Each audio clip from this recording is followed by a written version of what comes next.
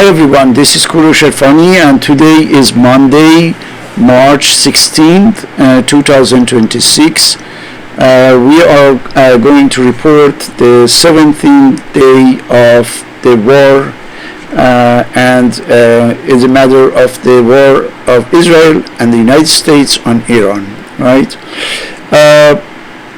Maybe you remember I said in my latest video that there is a new era that has started from the beginning of this war, because we knew that if such a war was going to happen, would be completely different from the conventional usual wars that we have had before, right?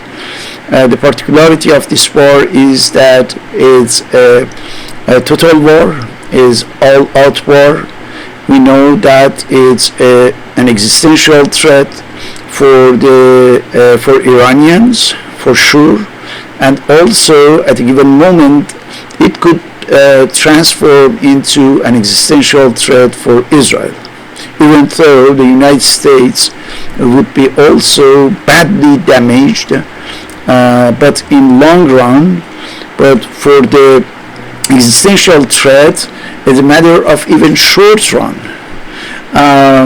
We have the very paradoxical information. For example, in one of them, as you can see here, is a matter of the IRGC commander saying that we have not yet used 10% of our power.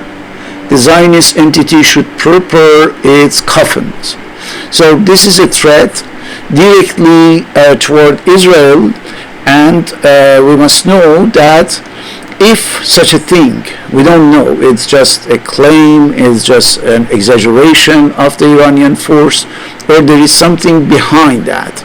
But we know that if it can come true, in a way or another, if it becomes real, then there won't be anything called Israel. So how we can imagine a Middle East and of course a world without Israel? Is it imaginable? Of course, theoretically it's imaginable, but everybody can conceive such a world in a 180-degree of difference with what we have right now as the real circumstances, as our real world, right? Because the absence of Israel means a lot for the whole world. The issue is that when we talk about, on the other hand, on the other side, talking about the existential threat for Iran, we know that the only possibility is to nuke Iran. And the United States, it looks like that doesn't want to do that, or won't be able to do so, because otherwise the Americans can trigger a third world war by bringing other nuclear powers into this war. But Israel would be able to do so. Today, for the first time, President of the United States recognized that Israelis have officially nuclear bombs, because Trump said that Israel won't nuke Iran. So it means that we have kind of deal, or I don't know what, but it's not a matter of bombing Iran with the nuclear weapons. So if on the one hand Israel cannot nuke Iran, and on the other hand Iran is able to use based on what this IRGC commander is telling us, using 90% other of power that has remained unused so far, right, as yet, we can understand that it's possible for Israel to be wiped out, right, and at the same time it cannot, for the reasons that we ignore for now, to use the nuclear weapon. right? And let me show you something else that could be even more significant. The Iranians are telling to the world that here, Iran's Revolutionary Guards, we have conveyed to those who threaten us with a nuclear attack, and please pay attention to the significance, to the meaning of this message, with a nuclear attack, that we will respond with whatever we are threatened with.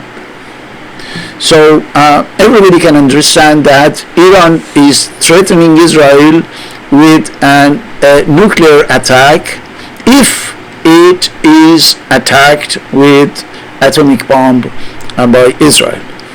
So which means that now we must suppose or presuppose that Iran has nuclear weapons, right? This is what it means. It doesn't mean anything else, right? If you attack us with the nuclear bomb, we will nuke you, right? Do they have that? According to the International Atomic Agency, no, they don't have, right? IAEA says that no, they have tried, but they don't have really built. But we are talking about 420 kilograms of enriched uranium, which is theoretically supposed to be good enough for 10 to 11 nuclear warheads, and one of them is enough for a little country, a tiny country like Israel. And imagine everything else with that. So Iran, in order to be wiped out, needs several nuclear warheads, nuclear bombs to to be used over there. But for Israel, 1 or 2 is enough. So as you can see, we are not in a case of a conventional war. Nothing can be identified or recognized as the previous wars that we have had, and according to which there are 2 military forces, trying to take over the others. No, here the rhetoric is an extreme rhetoric, right? It's an extreme action-oriented rhetoric, which means that each part is threatening the other part to completely, destroying and not letting anything remain. And that's the idea, wiping out. Now, if we want to decode this radicalism of rhetoric, we have to, get a little farther and see the bigger image. This is how we can start to translate really any threat by Iranians, by Israelis, or even by the Americans, really into something that is helping us to understand the current circumstances, the current position of the whole world with regard to this war. This is a very basic hypothesis, but I would like to unpack it and break it down so that I can establish my argument. My argument has an assertion, which is that when the time of change arrives, the change cannot be avoided. As easy as that. It's very general, it's very theoretical, conceptual, philosophical, whatever you can call that. But this is also a formula to understand that the small change or a big change anyway happens only and only when its time arrives, right? When its time nothing can really prevent it. I think Victor Hugo had said that nothing is more powerful than an idea whose time has come. So it's the same thing. It's not only for idea, but any change. And let me tell you, what's happening right now is the result of a lot of little changes, modification, evolution. As we said yesterday, there is something interesting, which is the accumulation of the little change in order to create the big change, which is a qualitative change. It's not only big in terms of quantity, but in terms of quality. Let me tell you some of them. We know that with the trend that Trump is just representing, is not a trend that had been created by Trump. Trump is just the representative of this trend. The trend is coming, if you want, essentially from after the COVID-19 pandemic, in the post period of that. And according to this trend, nothing could be like before. So this is the idea of the old world and the old order is dying, right? And we need effectively a new order. But the problem is that between these two, always there is a gap. And for some people, talk about a period of time where the monsters come out, like Antonio Gramsci says that the old order has died, the new order is not yet born, and between them the monsters are doing whatever they want. We are there. We can qualify as monster this part or that side, but anyway, we don't have anymore that order that had been established for decades, if not centuries, depending on what order we are talking about. And on the other hand, there is not yet a new order that had been established, identified, recognized, and respected. We are far from that. And imagine that there are those who think there won't be any new order, which means that while we are killing the old order, we won't be able to create a new one. And that's why we are going to live in the permanent disorder. This is the idea of the endless wars, and the absence of any exit point for the chaos that we have. So it could be one of the possibilities anyway. But let's see if the old world order is agonizing or has already dead. What we have right now, before getting to any idea or concept of a new order, let's see what we have lost during this transformation. What we have lost. The first thing is that we don't have anything that we can call now international law. For decades, international law was something through which the different countries could deal with each other. Competing countries or even the enemies, anyway, they were somehow obeying or complying with this international law.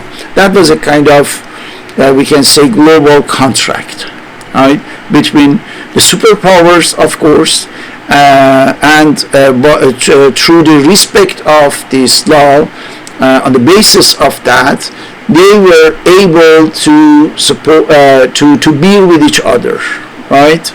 To put up with each other for decades. We can talk about, post-war period till now. It's a matter of more than 80 years, for example. Anyway, international law was there in order to create a framework in which it was possible to deal with each other. That framework doesn't exist anymore. The international law is over and it no longer exists. This is what we can say. That's the first fact. Just to give you an idea about what means exactly the death of the old world order. The second, we have created a system, an international system called United Nations, right? And this institution has a kind of general, common, global legitimacy.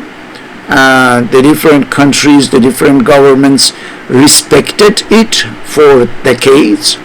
It could be really powerful enough in some situations, but little by little, and essentially because of the role of Israel, because Israel is the country that has the highest number of condemnation by the United Nations Council of Security, and as you can see, nothing has been respected by Israel. Complete denial of any legitimacy for the UN for decades. More than almost 60 statement of the Security Council of the United Nations has been denied, ignored, neglected completely by Israel, and in many cases with the support of the United States and or with some other European countries, France, United Kingdom, So there is no more really, even though there is still a building, as long as I know, in New York, called United Nations, or in Switzerland, in Geneva, but we don't have practically something that we can call an operative, functional, really institution that can do anything. No more global legitimacy, no more respect, no more, even for financial fund, this organization is right now in serious trouble, and nobody wants to pay for that anymore. Historically, there was in the countries, Western countries with democracy, something called public opinion. Public opinion was extremely important, right? Because they could be operational during the elections through the social movements, protests, and so on and so on. But today, the public opinion is not really waiting, having any functional role in what is going on. Even though the people are expressing somehow, by means of social media, their dissatisfaction regarding this or that, but the elections are completely manipulated. The social protests are very marginalized, right? And we cannot consider that as an important factor anymore, which was not the case in the 50s, 60s, 70s, for example, in the 20th century, but right now, not really. That's another one. We can see that all the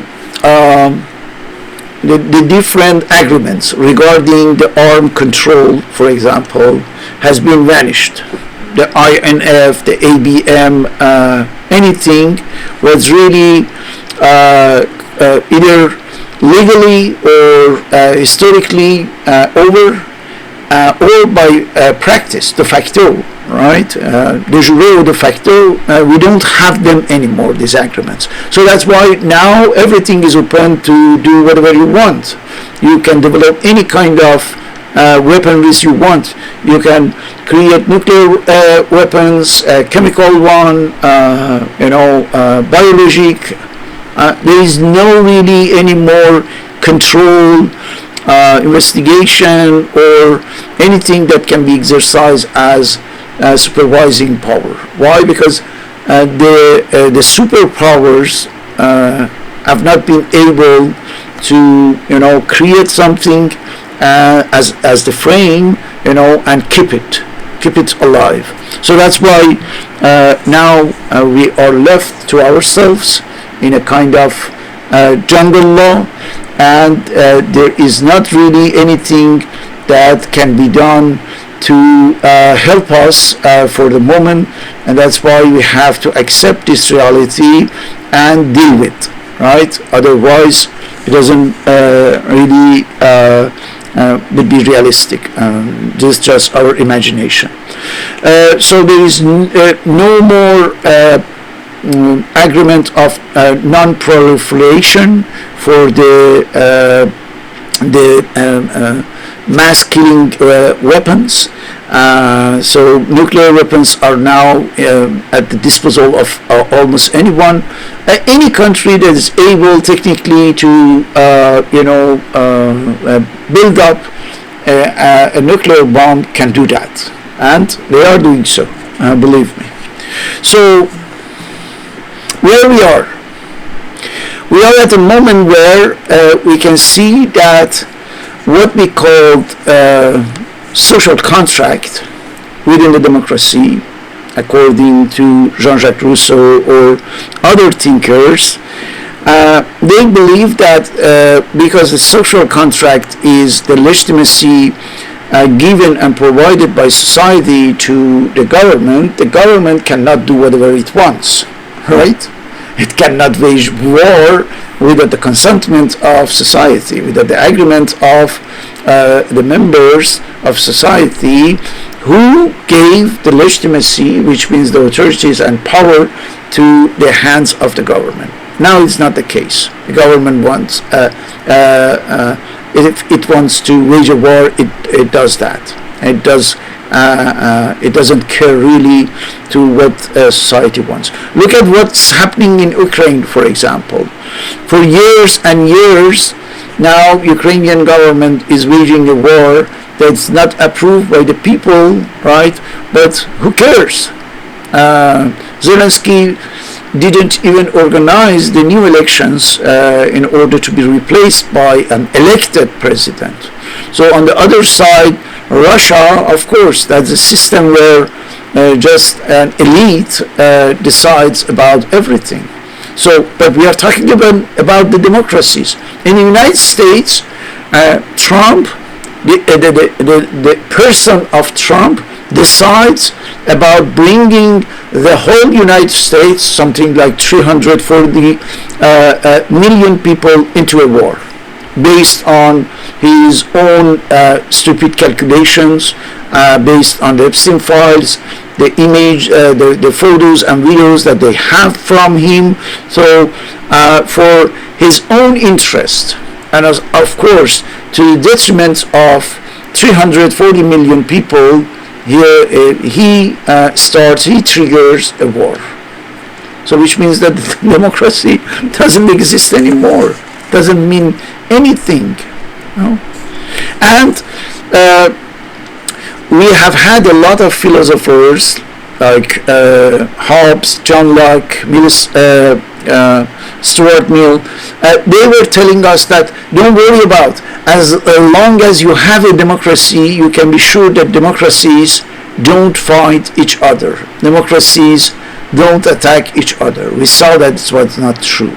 The First World War, the Second World War, and now we are, we can say, at the brink of the Third World War, and we can see that is not the case.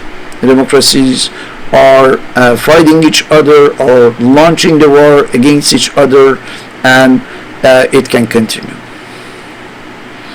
So when we see the treason of the governments to the principles of democracy in the United States, in the United Kingdom, remember the illegitimate war against Afghanistan, against Iraq in 2003.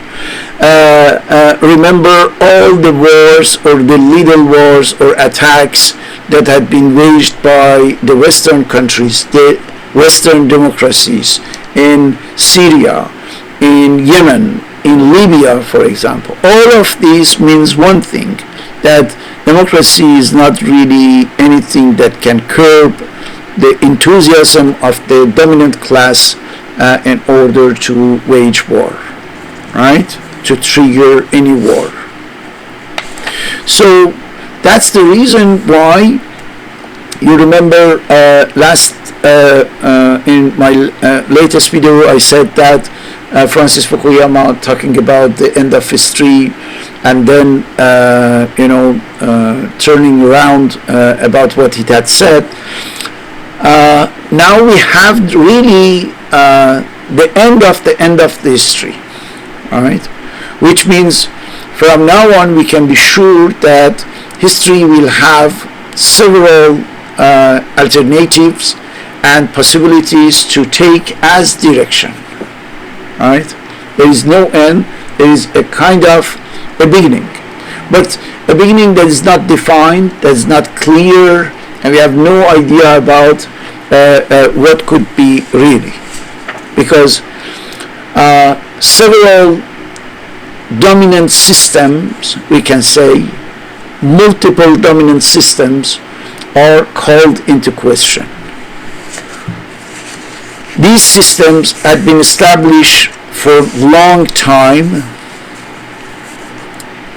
We can talk about some of them. Let's take the case of the system of petrodollars.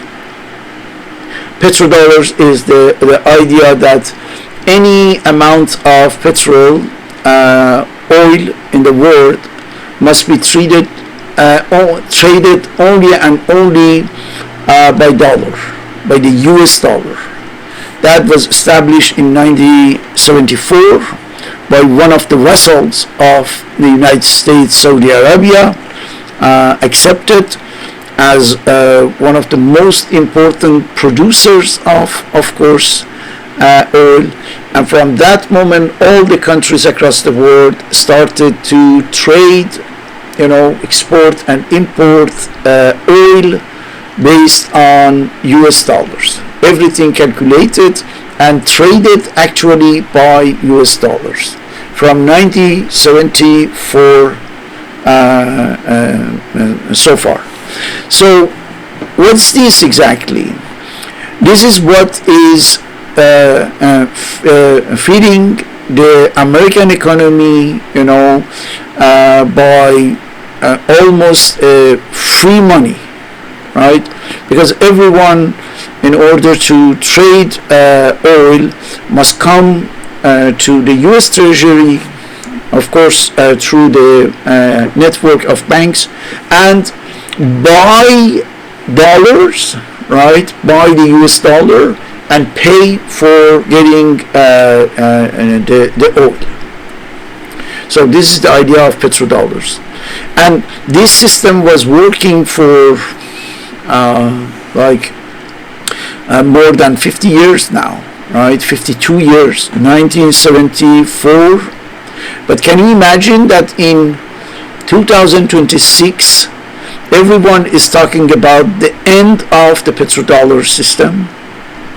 The example that we have talked about that in one of our videos was what Iran has been suggesting, that the Strait of Hormuz is completely closed, but only those cargoes who are trading in something else but dollar can pass over there. So that's why the news outlets are talking about Pakistani cargo, I think, that had passed from Strait of Hormuz. Why? Because it is actually buying or selling something in yuan, in Chinese yuan. So we are effectively at the end of the petrodollar era. All right, and as you can see, it is a whole system that is funding, is basing on this idea of getting dollars, getting money from the world. Why? Because our money, the US dollar, is the basis of all the transactions. This is going to end. These are really, we can say, on the edge of ending. So what happened if really we are at the end of the petrodollar? It's very simple.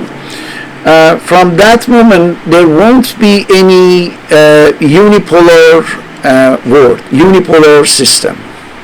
There is no more just one center as the economic center or financial center of the world. And if there is a shift, if there is really a change in the center, it means that we are not anymore in the unipolar era, right?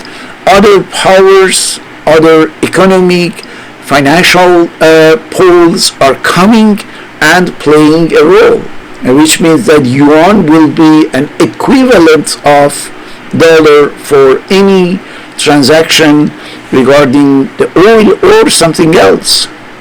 And from that moment, you can be sure that this idea of American domination over the economic system, over the global economic system, is over, is done, is ended, finished. Now, from the moment we are thinking in this way, we can have an idea about how all these changes can be materialized, right?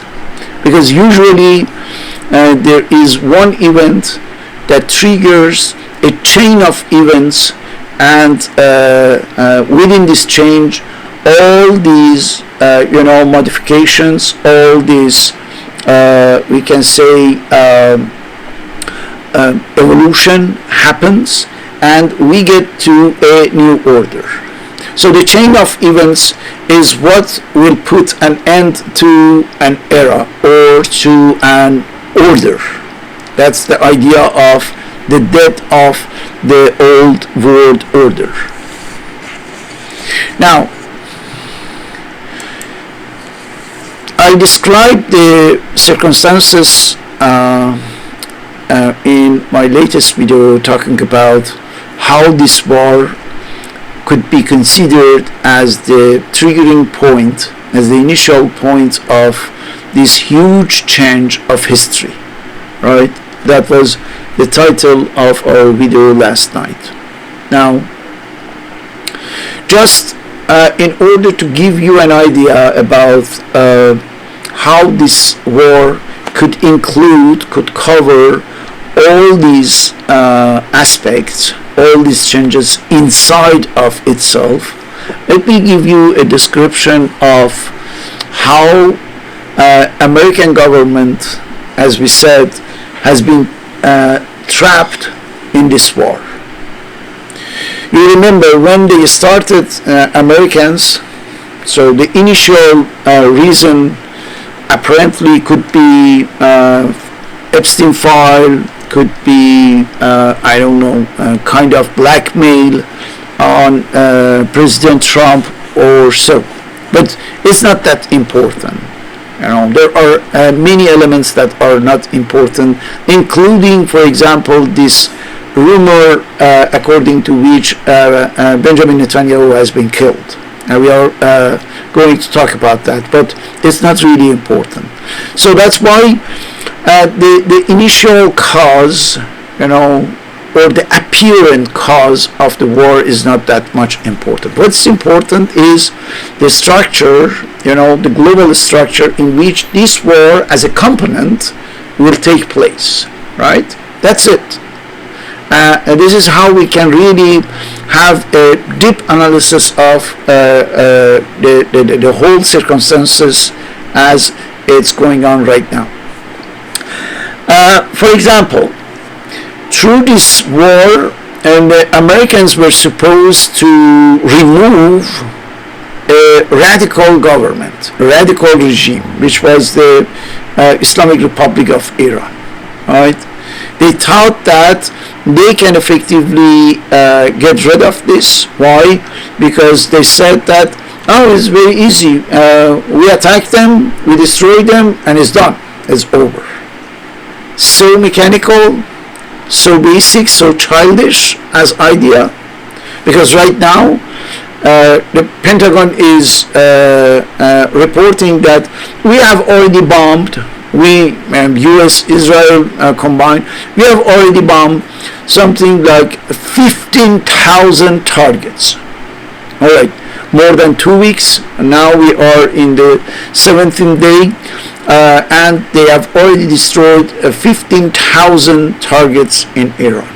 Bombing. All right, it's done. So the leader of the Iranian regime has been killed, Khamenei, and according to Mr. Trump, everything in the Iranian Navy has been sunk, Iranian Air Force destroyed, and so on and so on. So very brilliant image of the operation from a military standpoint, right? But let's see now what is being reported to Trump as the situation in Iran.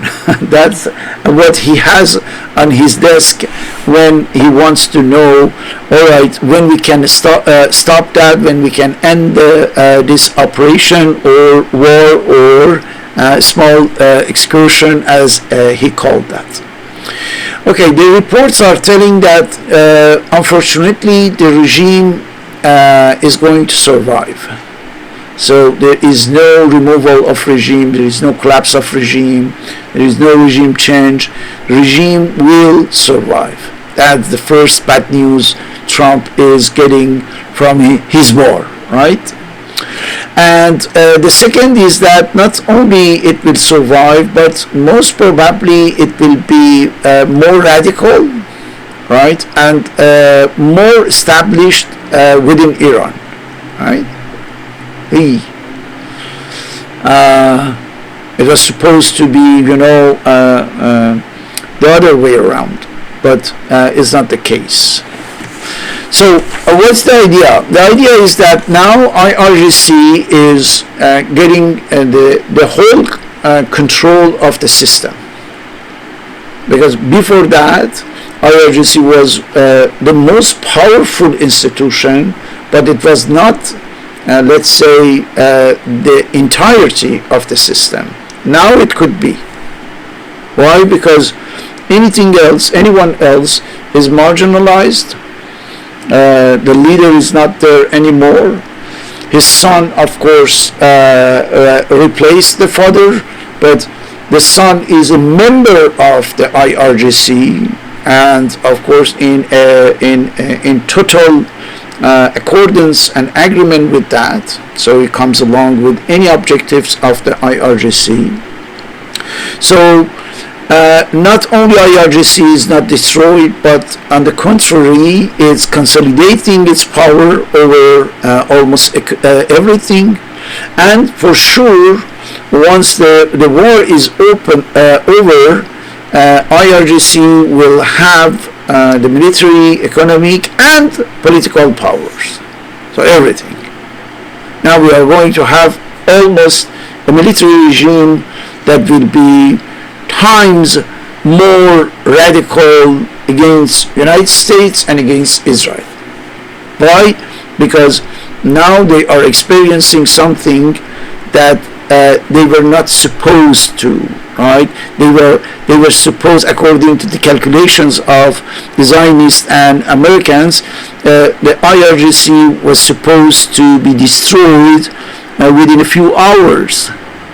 That's why Trump decided really to launch this attack, because he had been told that the whole regime and its collapse is a matter of a few hours of bombing, and then there won't be anything. You can be sure about that. Just a few hours, and the regime will fall apart. That's what they thought. So look at the discrepancy between what it had been planned and what is in reality taking shape in Iran, and of course beyond that, because I told you, if Iran wins this war, it will become the superpower of the region, right? The superpower, on the contrary of the idea that has been supposed to be the objective of the war, won't be Israel, but Iran. Why? Because Iran pushed back. Iran was able to push back, the attack. Not only Israel, but the United States combined. So it means that it's extremely powerful. It means that it can dictate whatever it wants to the region, to the Middle East, to the Persian Gulf countries. Oh. This discrepancy is representing, is not, don't forget that, is not the cause of all the changes that are coming. It's the effect of many causes that we have been talking about. This disorganization of the global order, and that's why all the means through which United States could get to its objectives now start really to be extremely shaky and not powerful or strong enough to assure the hegemony of the United States in the region, which means that through this victory, Iran will completely eradicate the presence of the American in the region, not overnight, but progressively, for sure, because all the Arab countries will be under Iranian pressure to make a very radical decision, even either going with the Americans and being subject to the Iranians' attacks or bullying, permanently, or rejecting the Americans and accepting to coexist with Iran, of course, with a huge shadow or overshadow of the Iranians over the region, over all of them. Saudi Arabia, United Arab Emirates, Kuwait, Qatar, Bahrain, etc. Why? Because they trusted the Americans. The Americans couldn't really protect them. Trump said today that anyway, even I knew that these Arab countries would be attacked. I would have decided the same thing. I didn't know that, but even if knew, I would have done the same. Which means that your fate is not very important to us, even though you gave us, I don't know, $1 trillion, and you bought our weaponries, but you are not important. The only thing that is important is our race, and of course our masters, Israel, Zionist. That's the message. And now the Arab countries have to understand that and make a decision. Can you believe that Israel would be marginalized where was supposed to become the greater Israel? Because right now we can see that even this killing machine that we call IDF, right, the genocidal machine, even this machine is starting to breaking down. Why? Because they are not, Israelis are not able even to take control of a small portion of the Lebanese territories, despite a huge superiority of anything. Number of the soldiers, tanks that they have, or the aerial coverage that they can have. bombing everywhere and so. But we see that in practice they are not able to establish a little bases within the Lebanese territory just by the resistance of Hezbollah. So Americans come to Iran, they are defeated. Israelis goes for Lebanon, they are defeated. Something is wrong, all right? Something is wrong that cannot be reduced to just operational military aspects. Even though we talked about asymmetric war and the surprises that can have for the conventional armies, but there is something bigger than that. And that's why, thanks to this, the idea that we have been elaborated from the beginning, we can explain that. When an old order is dying out, is agonizing, it's not able to produce any extraordinary outcome.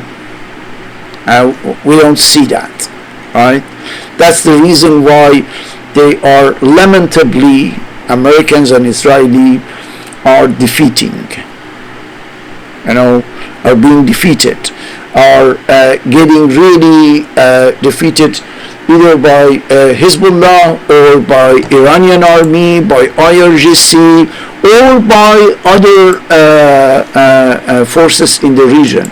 Because we can see, for example, here, let me show you, the Iraqis, the Shia groups of the Iraqi militias, with a lot of preparation, logistic, having the drones, getting ready to launch the drones within Iraqi territories, against the American targets.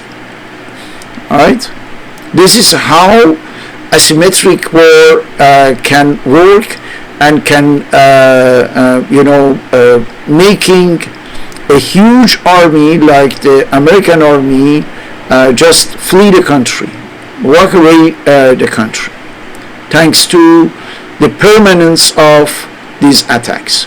Can you believe that for the Israeli case, they are talking about almost every 9 hours having a new wave of missiles or drones coming from Iran, and in addition now coming from Hezbollah in Lebanon. So how a country is able to live if every 9 hours it's attacked and has the population has to go to shelters and so on. So it's dysfunctional. That's why they start to have more and more problem. In this context, we can understand that the presence or the absence of the famous criminal Netanyahu could not be really a crucial, vital, and important element, right? Because the whole system is collapsing. The whole system is crumbling, with or without Netanyahu. So that's the reason why, even though symbolically it's very significant and important to see if he had been killed or not, but I mean, when we get the bigger picture, when we see the whole equation of the world, going toward a fundamental change, we can see that his presence or his absence doesn't change anything. It's symbolic, yes, we can understand that, but beyond that, no, not really. As if we wanted to make all this calculation based on the presence or the absence of Khamenei, the Iranian supreme leader, Ali Khamenei. So this is that was the idea of the Americans.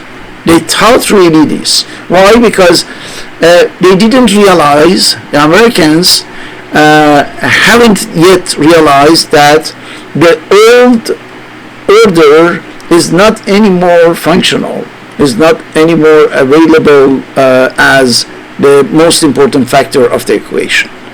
So that's why you have a system that had been so powerful to organize itself, and I recommend you to watch to this interview of Alistair Crook with George Napolitano.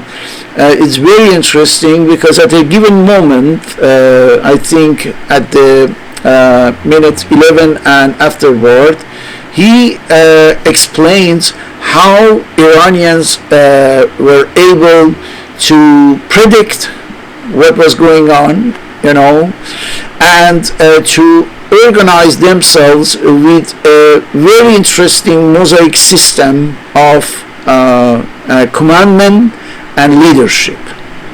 So at any moment they are able to take control of the situation in a different area of their huge territory, right? So that's why you can kill whoever you want, you can bomb wherever you want, but this system is such that it's able to reproduce itself, to reorganize itself, and to retake control of the situation and acting, in order to answer to any attack, to launch missiles, drones and so on, and to the Americans, to Israel, to the American bases in the region, to the Arab countries, to whatever is considered as a target. So this system is not a component of calculation in the old order. It's a part of the new order, which means from now on, any country is able, whatever is the superficie, whatever is the military capability or whatsoever, is able to copycat this system, this Iranian system, which is a system that can be seen somehow, to some extent only, either even in Hamas in Gaza, right, or Hezbollah, and that's the reason why Israel couldn't really, get away of them, couldn't eradicate them, completely remove them. Why? Because with this flexible system of command and leadership, they are able to, transfer the leadership at any moment to another part of the system that is still intact, right, and can be functional.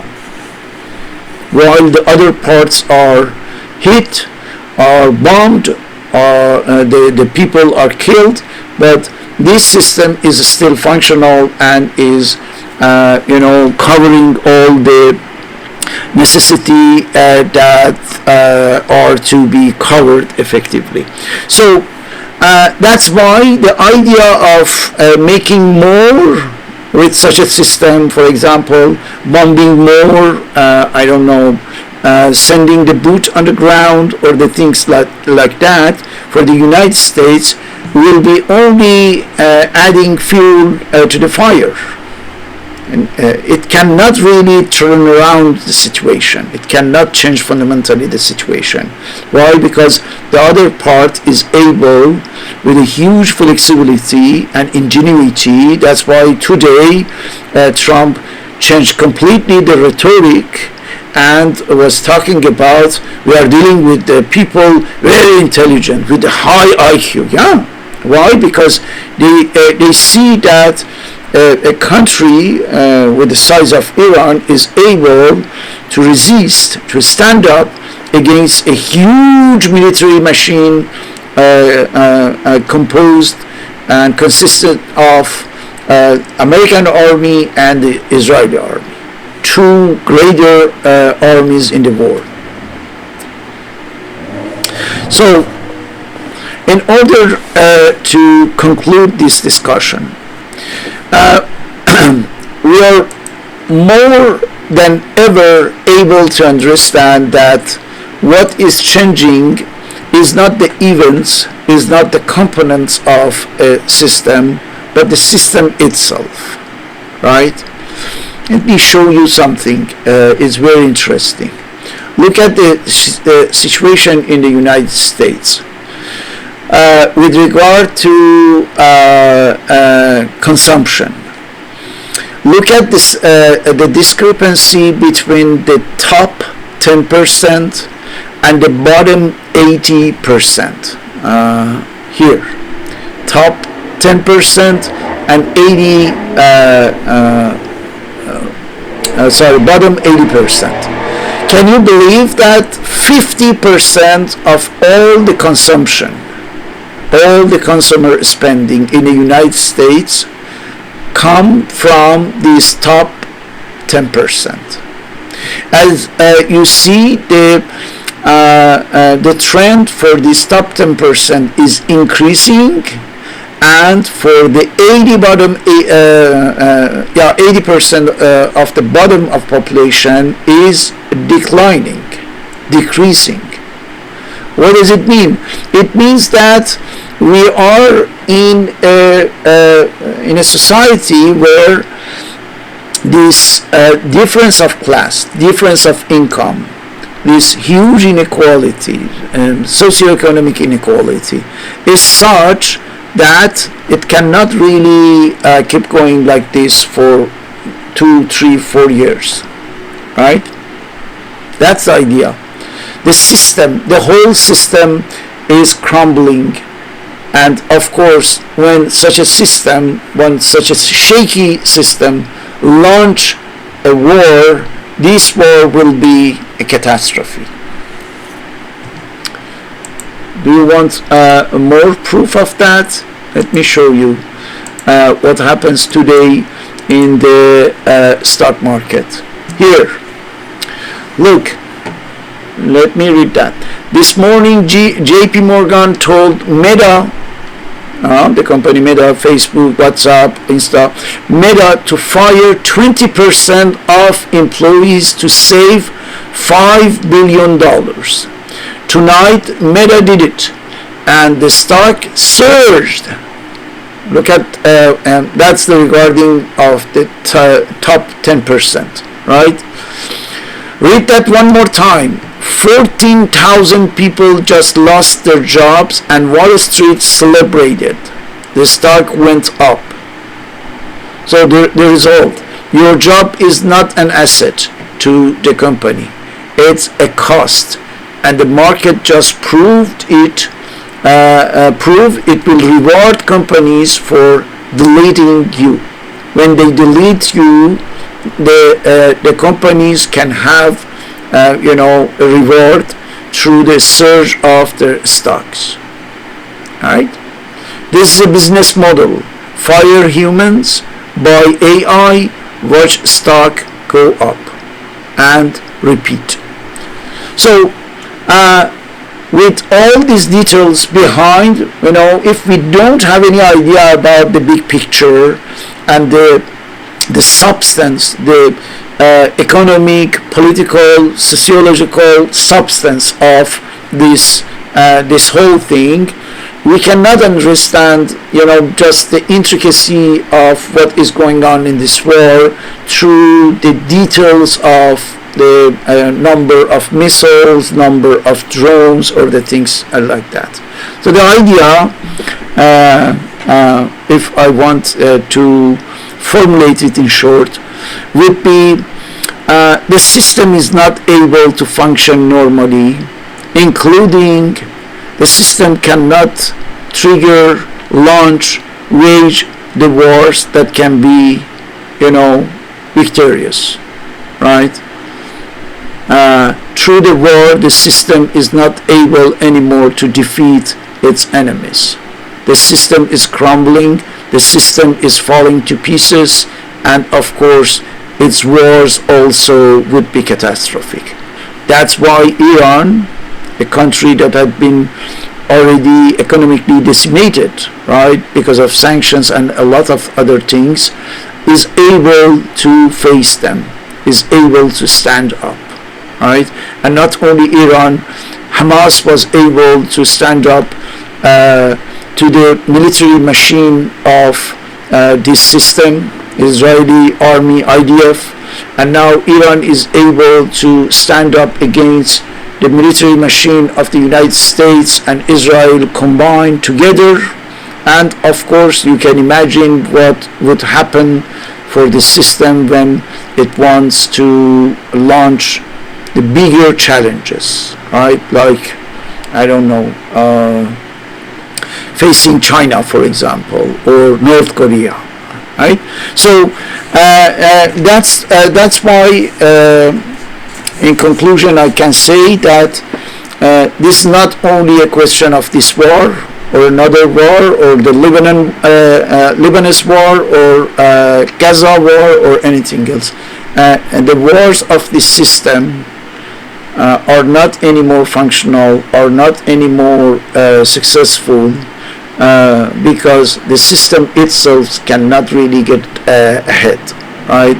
The system starts to be in shambles, it starts to collapse, and I am pretty sure that this is the phase that we can call the beginning of the end, right? That's the beginning of the end of the old system, and believe me, the unipolar era is over, the petrodollar era is over, the post-war, era is over, and even the idea some analysts are talking about, that even the Union era, what kept together all these 50 states together as the United States, some people are telling us that it's over. And with all the consequences, with all the fallout of this war, most probably we are going to have the unprecedented economic, social, and political crisis here in the United States in such a way that it can disintegrate the unity, of the United States. And through that, by extension, I think, is the end of the Western era. I am going to talk about that in the future videos more, but this domination of the Western era, starting from the moment, in let's say 1492, when they come to the United States, when they discovered America and went for the colonialism, that era is over now. The era of the Western dominating the world is over, and this war is showing the triggering point of this change, right? That's why I call that the beginning of the end. We are going to talk about that more.